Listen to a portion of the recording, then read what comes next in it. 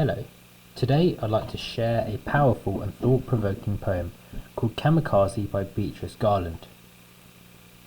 It explores the deep emotional consequences of war, honor and human instinct through the story of a Japanese kamikaze pilot. The poem tells us of a pilot who sets out on a suicide mission during World War II. Kamikaze pilots are expected to crash their planes into enemy ships as an act of patriotic sacrifice. But midway through his journey, the pilot chooses to turn back, a decision that, while it saved his life, led to a complete rejection by his family and community. He is treated with such shame that it is as if he is already dead. The story is told through the voice of his daughter, years later, which adds layers of memory, emotion and reflection. One of the first poetic techniques we notice is the use of third-person narration, combined with reported speech, such as, "My mother never spoke again."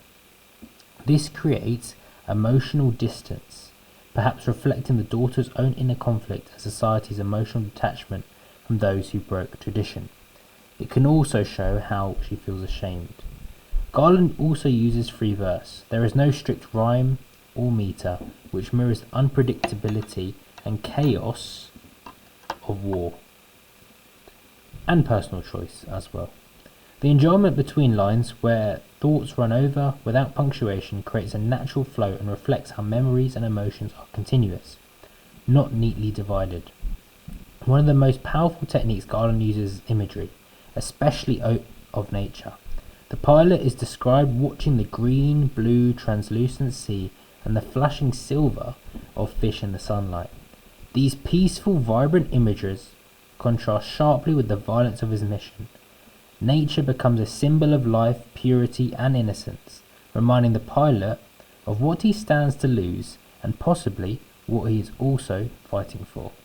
Another subtle but powerful technique is juxtaposition.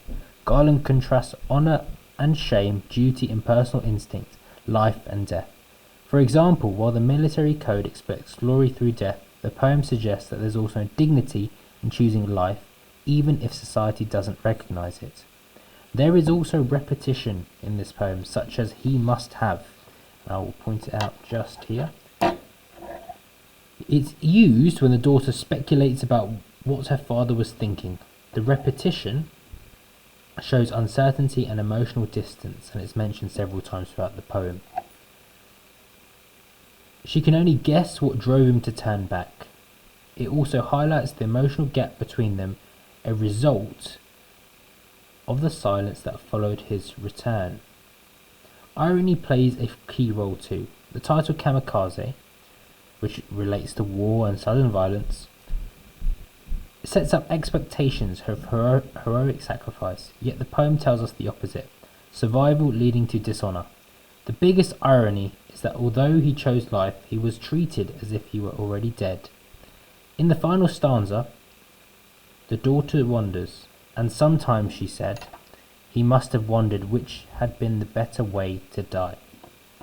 Which essentially, this final line is haunting. It shows the lasting emotional cost, not just of war, but sometimes the choices people are forced to make under pressure.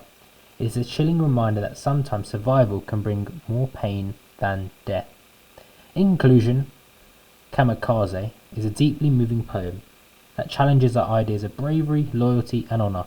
Garland uses poetic techniques such as imagery, structure, irony and voice to explore the emotional weight of going against societal expectations, and shows how the consequences of one decision can echo across generations. So hopefully a few of these points will help you with your revision. Thank you very much.